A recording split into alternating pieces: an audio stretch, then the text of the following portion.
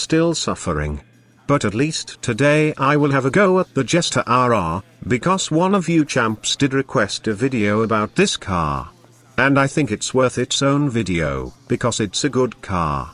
Of course it's not as good as the Ocelot Paria or the Grotti RSX, but it's such a fun car to drive around, if you don't mind spending $2 million. Honestly, if this was a prototype car it wouldn't be worth that much either. But I digress. People will have you think that these cars are reasonably priced, but they're in fact not. You can buy other cars with better performance if you want the most value, but of course, every car enthusiast is a fan of the Supra. And rightfully so. The Supra deserves to be one of the most iconic tuner cars ever. The platform is so flexible, and can be pushed to an insane level of power without breaking a sweat. Also, and most importantly, everyone played Need for Speed Underground 1 and 2. And got a taste of how good the Toyota Supra is in races. But I honestly was more of a Nissan fan. My favorite cars in order was the 240 SX, the Eclipse, the Acura Integra Type R, and finally the Honda Civic. Yes, you can make fun of me all you want, but I didn't like it for that VTEC, but actually because it was a solid starter car, and it had amazing handling. Back when cars can actually turn and not drift into corners like a free-to-play mobile racing game. Anyway, Baron review. First, the looks. Unlike the older Jester/Supra, this car looks more aggressive in the front, so much so that it doesn't look anything like a Supra. But then again, the Supra doesn't have a distinct look. The Mark III Supra is a little boxy and has pop-up headlights, and Mark IV is the more iconic car that comes to everybody's mind when you mention the Supra. The Mark V, however, while it doesn't look as bad, but it doesn't look iconic or distinct as the Mark IV was. But I love it, because Toyota never makes bad sports car.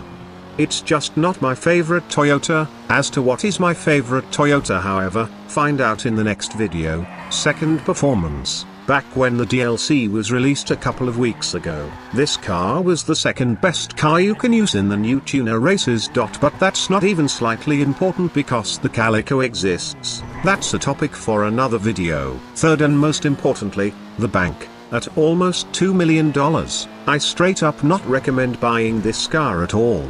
But I know how hard is your rich for the Supra, and you will buy it anyway. But seriously, this car isn't the best looking Supra, nor its performance is up to par, so its price is totally unjustifiable.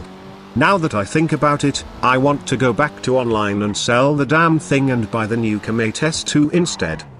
Because while it's not faster than the Calico, it is so much better looking. Anyway, let's customize this cool automobile, and here she is, looking so blue, just about as blue as my balls. So, the Supra. Do I need to talk about it? Really? No? How about I do anyway? So back in the late 1980s, Toyota split the Calico and the Supra into separate production lines. Because they realized that the Supra is that special. By the time the 1990s arrived, they ditched the boxy Corolla/Calico exterior in favor of a more round and sporty look. Aha! Sounds familiar? But this is not a muscle car. But over the years, the Supra didn't sell too well, and so they discontinued the Supra in 2002. A few years later, the Fast and Furious franchise popularized the Supra, and so did the racing games of that era: Need for Speed, Juiced, Midnight Club, Street Racing Syndicate, and other amazing franchises.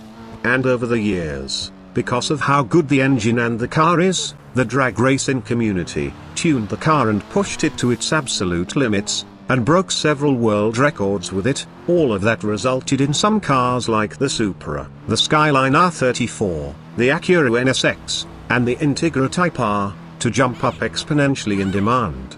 And of course, collectors are getting a hard-on over these cars. And that resulted in their prices inflating to six-figure numbers easily. But recently, in 2019 to be exact, we got a sneak peek into Toyota's little secret, a new Supra. There were good news and bad news. The good? The Supra is coming back, and it looks spicy as hell. Bad news. The engine is developed by BMW, which is a massive bra moment. One thing car enthusiasts hate about BMW that their engines are unreliable as fuck, and while working with Toyota and completely negate that effect, but that wouldn't mitigate the fact that BMW engines, while aren't short on power, they lacked character, and while the engine worked super well with a hypercar like the McLaren F1, my favorite moving thing with four wheels of all time. But its linear nature didn't suit a street racing icon like the Supra. Hell, some mad lad with mad money bought a new Supra and swapped the BMW engine with the infamous 2JZ. The results speak for themselves.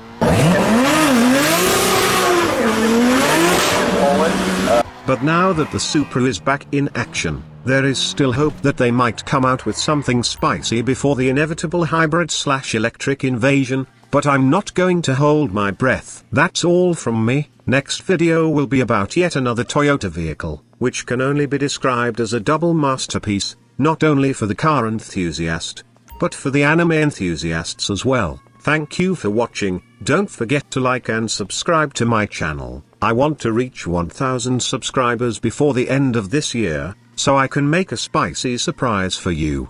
But until next time, stay healthy, hydrated, and one love.